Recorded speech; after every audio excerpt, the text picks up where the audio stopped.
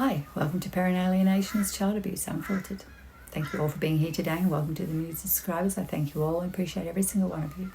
Thank you for joining me. If you haven't already liked and subscribed, I'd welcome you to do so. Hit that little ding dong bell so you never miss an upload whenever I release a video. Today's discussion is going to be about repercussions. The repercussions of what parent alienation does to the children, to the victim parent, and in the long run, to the narcissistic parent doing the alienating. We'll start with a child. In the world of parent alienation, these children are the ultimate victims. These children are stuck in the middle of a parent war. Most times this happens when parents haven't got to know each other very well before they've had a child. They'll rush out and have a child, some cases to fix a relationship. We've had discussions before how that's not a good idea. And these children are stuck in this position where they've come into the world and they did have parents that loved and nurtured them and were quite loving toward each other. But over time there's been arguments developing and nitpicking and screaming matches started.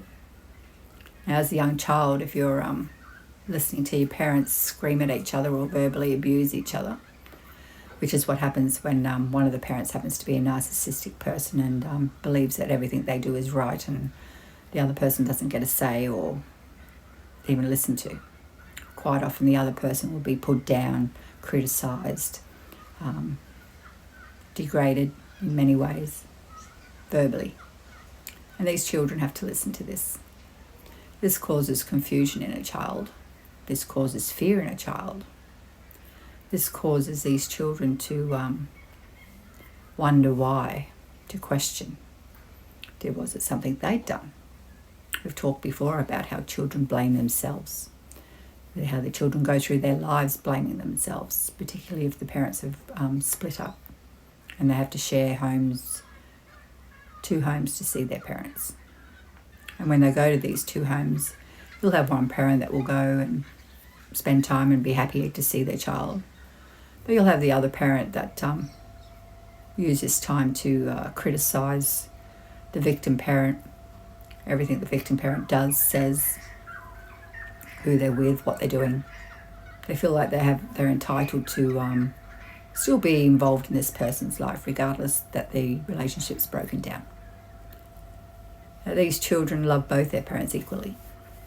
These children are put into a position where they have to choose. These children are stuck in this position where if they step the wrong way or say the wrong thing, they have to deal with their narcissistic parent, be it the mother, be it the father, coming down on them. These children have to witness when arguments get out of hand. It's one thing to listen to your parents verbally scream at each other. That causes enough fear and anxiety in a small child, let alone when some of these parents start to physically throw stuff around the house, punch walls, smash stuff, slam doors, break things. Then there's the next level, where they actually start getting physical with each other. Now, I've known a couple of small kids been in this position where they've been stuck listening to their parents argue, stuck listening to their screaming matches and things start getting thrown around the house. A lot of these children will quite often come and try to get into the middle of their parents. There's quite often times where these children get hurt because the parents are in their rage and their anger and don't care what's going on around them. Too busy voicing their opinion, too busy being hostile and aggressive toward the victim parent. Quite often the kids get knocked out the way or shoved or pushed, not always meaning to, but nevertheless they get stuck in the middle of a physical altercation and become hurt. That's not on. These children grow. These children experience many challenges in their life due to this turmoil of an upbringing. This turmoil of being used as a weapon to hurt the other parent. because that's usually what the narcissistic parent does, is weaponises the child to cause hurt. Or they'll turn that child against the other parent by telling them bullshit about the parent. Or your parent used to hurt you. Or your mother or your father used to beat you. Or your mother and father never used to look after you. Or your mother's a deadbeat, your father's a deadbeat. Oh, he didn't want to see you this weekend, he only wanted to see the other kids. Oh no, they're going somewhere and you can't go this weekend, you have to stay here with me. Or, no, you can't go to your mum or dad's this weekend, oh, they're sick. Oh, they have to work. Then they'll go and tell the other parent that, oh, you can't go and see your mum or your dad this weekend, they're working or they're sick. When they're actually lying to both people. So these children go forth with their growth and development stunted. These kids will start preschool, school, high school. Their education will be failing. Many of these children are victims of being branded a naughty child because their mind can't focus on what they're supposed to be focused on at school or at kindy. Sometimes these children don't interact with other kids. These kids will sit quietly and be lost in their thoughts. More than likely have had to leave an argument with their parents that morning, or going to see their other parent that weekend and is anxious about how the visit's going to go, or what mum and dad's going to say when I leave, or what mum and dad's going to say when I come back. These little kids have their childhood robbed from them. These children have their happiness stolen. These kids grow anxious, nervous. These kids can have trigger points that will set them into being fearful and withdrawn. Usually it's by someone raising their voice, something getting slammed around. These kids withdraw into themselves because this is the trauma they've had to endure. These kids have trouble making friends. These kids have trouble building relationships. Sometimes these kids will hook up with other kids that are a bit more out there, a bit more, that lash out more in public. These kids also become branded as naughty kids, and some of these kids are naughty kids. Well, I don't really think there's a naughty kid. I think it's their upbringing. I think kids are a production of their home life, what they're experiencing, what they've been exposed to. If you're a young child and you've been exposed to verbal arguments, hostility, aggression, slamming doors, slamming things, breaking things, punching holes in walls, or the physical altercations between your parents, this changes a child. It robs these children of growing normal and learning life organically. These children are very young and already experiencing fear and hostility no child should have to experience. Some of these children are unfortunate enough not just to receive or listen to verbal abuse. Some of these children experience physical assault, particularly if they're talking of their other parent or extended families. These children are denied a loving, nurturing relationship that every child should be entitled to because of one spiteful person.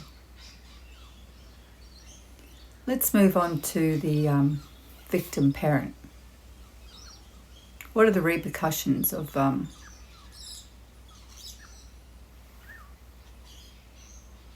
the effects of this on a victim parent?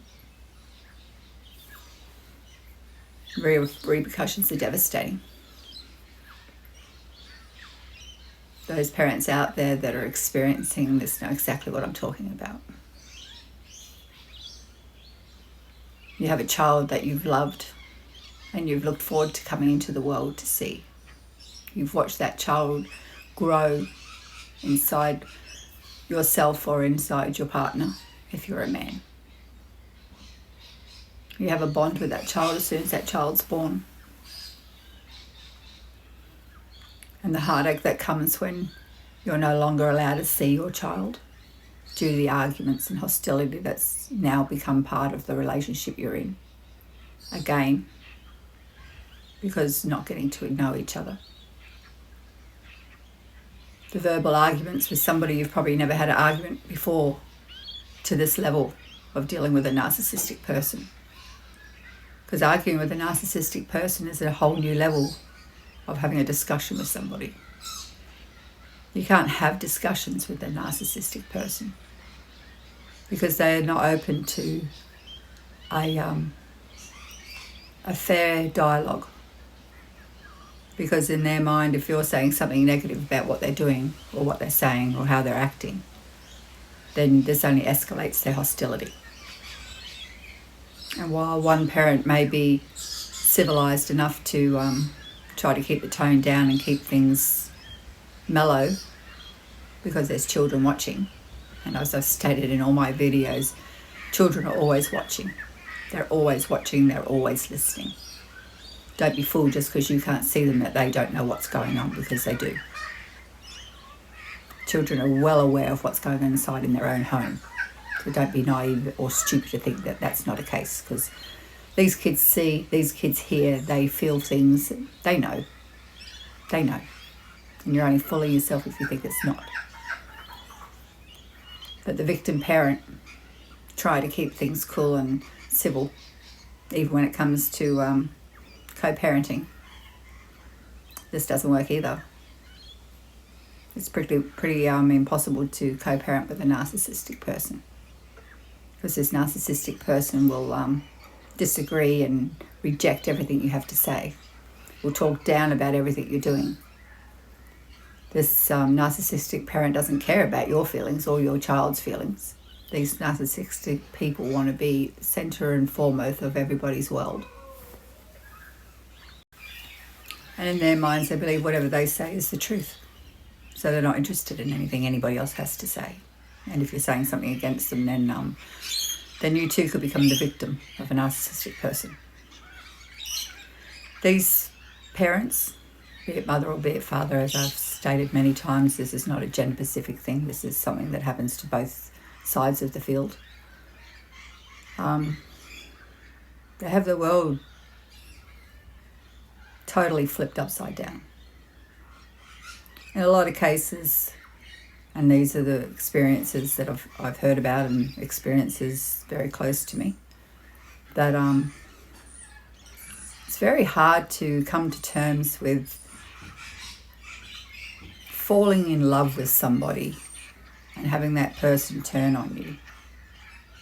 Having that person turn into this person that you have no idea who they are. This person you thought you loved has become somebody that you would have never ever touched base with ever because of their behaviour.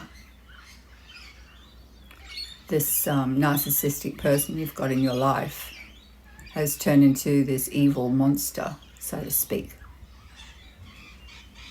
And sometimes these narcissistic people show their traits pretty early in relationships, and sometimes they take a little while to start showing themselves, because they like you to think that they're a nice person and everything's sweet till they get their claws in you. Once their claws are in you, then you'll just start seeing little things. As I've stated before, that the pattern usually goes with the family going first. They isolate you from your family, make excuses for wanting to go visiting them. So this is, confusing to the victim parent too, because should be allowed to go and see your parent. Should be allowed to go and see your parent anytime you want to without making a big scene about it. Unfortunately, the narcissists don't do that. They make a big scene anytime you want to do anything for yourself. When you have a child, you want to take your grandchildren over to see your parents. This becomes an issue too. These victim parents, again, if they've never had to deal with anybody of this nature, it's bewildering. They spend all their time questioning what they've done wrong. Why are they angry at me? What have I done? Why can't I go and take my kids to see my parents? Why is it such a big deal? The big deal is they don't want other people knowing what's going on. The big deal is they don't want to feel like this person will talk about them without them being there to hear anything. Because just having them present in the picture is enough to make the victim parent not want to talk about what's actually happening to them. This happens many times, male and female. They will not allow them to go visit people on their own. And then eventually they'll just cut ties altogether with the family. Then their friends go, one by one they start going, oh, no, you don't have to go and see your friend. I'm your person in your life now. You're the only person you need to see. So slowly they dwindle away from seeing their family and their friends. And this person's stuck with a narcissistic person. And this person spends most of their time trying to please this person. Anyone involved with a narcissistic person knows it's impossible to please a narcissistic person. They'll always whinge about something, always got a complaint, always upset about something going on or going somewhere or not doing something that they want to do. Yeah, perfect victims they are. And while you spend your time racking your head around, what have I done, how can I make this better, you're actually giving your power away to these people. These people soon work out that they can manipulate you and control you by their actions. Usually it starts with being shitty or silent, throwing stuff around, starting arguments over crappy stuff. And then it will develop into maybe slamming doors, punching things. Could go worse, they talk down to you, make you feel stupid. Known him a few of these, make them feel stupid. I've heard one young man turn around and go, I know you're smarter than me, I know I'm just a dumb country boy. Yeah, they're right. Yeah. So that's some of the things you can see that goes on behind closed doors that other people don't get to see. You see little traits that start developing in the victims that are nervous or anxious or always out of their way to make sure this person's fine, make sure this partner, he or she is not complaining about anything, make sure everybody talks to them, make sure everybody get a drink straight away, just make sure that nothing pisses them off. Nothing worse in life than dealing with a pissed off narcissistic person, especially a violent one. And the kids are watching this, so the victim parent usually does their best to make sure there's no scenes, no reason for the narcissistic person to get upset with them. Same as the children. That's what these people thrive on, power and control. They don't care who it's over, as long as they're in control of it all. Be it their child, be it the victim parent. Let's talk about the repercussions of what happens to the narcissistic person, the one that's doing the alienating of these children, that's causing this pain and heartache to these victim parents, who sometimes these victim parents find it hard to keep going. They can't deal with the, I would say, the confusion and the bewilderment of being accused of bullshit stuff, which we've talked about, the court system. Usually they've got to try to take these narcissists to court to try to see their children, and what a long drawn out process that is. What a heart aching process that is. This is where all the narcissistic parents' true colours start coming out. They start telling lies about all different things that these poor victim parents have to try to justify. And most times they don't get to. They don't get to have their voice heard. But the repercussions for the narcissistic parent that's doing the alienation. Well, we've spoken before about what happens when these people get old. Why they think they're all in control of these children and these victim parents. Their world's slowly crumbling. They don't realise it at the time, but it is. Because that little child that you're isolating from its loving parent, that it's mourning for, the same as these parents mourn for their children. It's what therapists describe it as, that these parents are mourning a child that's still alive, and I keep pointing out the fact that these children are mourning a parent that's still alive as well. This is the damage that this one person can do. There's also the extended families that are victims of these people. We could cover that one on another subject. I did do a video once before about the forgotten victims. That one speaks about the extended families and the ripple effect that this has through them too. But this narcissistic person, while they think they're great, the world's actually crumbling around them. And while they're not aware about it, everybody else around them is. You'll have the children waking up to, well, why isn't mum in my picture anymore? Why can't I go and see mummy? Or why can't I go and see daddy? You said he's a really bad person, or she's a really bad person, but she's not like that with me. She argues, or he argues like that with you because you start yelling at him and making him feel bad. Or you accuse him of things that they haven't done. Or she gets angry because you get mad at us for nothing. So the kids wake up. And then the alienated parent, well, he's free or she's free. So there's that resentment from that as well. You know, you can't be happy without me in your picture. You can't be happy and move on with your life unless I'm part of that. But they're not part of that anymore. The relationship's ended. It's gone. So the person that they probably was a really nice person, the best person that they could have had in their life, has just walked out the door because they've decided they don't want this person around them anymore. This person's too toxic for their life. And the narcissistic people don't cop that very well. So these people grow old. Kids don't want to be around them anymore because they've got older and worked out that exactly what you've done to them as a child and how much time you've taken away from them, from their loving mother or their loving father. The years that can't be replaced. The time that can't be brought back. They've worked all that out. And then the guy or the girl who's left you, the smart one, your ex-victim, they've moved on now. They've actually found someone quite happy. Someone that makes them feel good about themselves and proud to be who they are. Moved on and living wonderful lives now. So that's a bit of a bummer for them, isn't it? Why they thought they could still hurt them and make them miserable for the rest of their lives. They actually saved them. They saved them. They woke up to what you were like and they left. Got out of that. Yep. Well done. So repercussions on the narcissistic person is you're old and alone.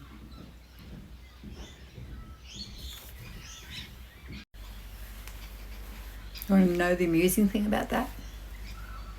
Is they wonder why. Why? Why don't you ring me anymore? Why don't you talk to me anymore? Why don't you come over and see me anymore? No, I did it all for you. I did everything for you. I alienated you from your family. I alienated you from your loving mother or father. I did that for you.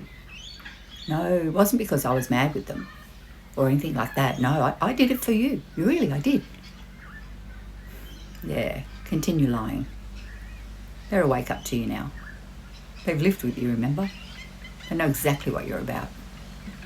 Now you've got the repercussions of what you've done. You've never been held accountable for it, and in your old age you will be. You'll be old and alone. That is the repercussions of what parent alienation does to the child, to the victim parent, and the alienator, the narcissistic parent.